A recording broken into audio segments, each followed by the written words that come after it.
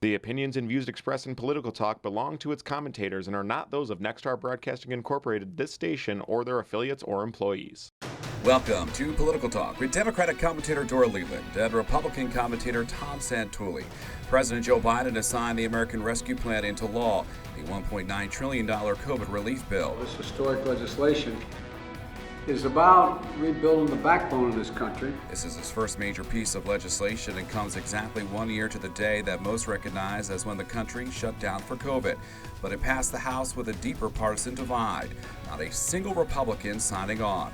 Is this bill good policy or good politics? You're right, Zach. This is landmark legislation. I'm not so sure I would agree with the fact that there's a lot of pork in there. I think that this is a bill for the working people. I think that there's a lot in there for our average Americans. I think there's a lot for the people of this nation who have really been not represented when relief packages come out.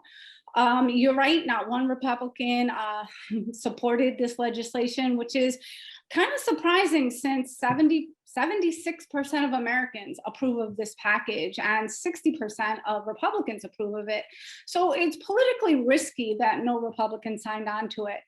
Some of the things that are encouraging is the direct checks. $1,400 are going to Americans earning $75,000 or less. These are people who are really going to need that boost. Tax credit for parents, for working parents, and even some relief to help offset childcare, which during the pandemic has been an unexpected expense for many parents. I think that this is a return to supporting the backbone of America, supporting our essential workers, supporting our middle class. I understand what Dora is saying, and I think there's some positives in the bill, but to try to say that there's no pork in the bill, to me is just impossible. I mean, first let's make sure we realize that people understand we haven't spent $1 trillion of the last bill yet. That's still sitting there, that money.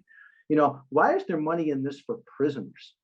There's millions of dollars in here for prisoners, money for people who are here illegally.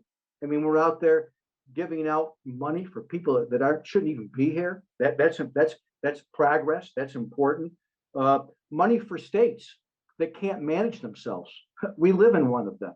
As a New Yorker, thank goodness we're getting this. I think it's $24 billion that New York's going to get, because we can't get it any other way other than the government subsidizing us, because we're just a state that spends a ton of money, mostly on social programs. And Dora makes a point that the bill is popular among Democrats and Republicans. I agree.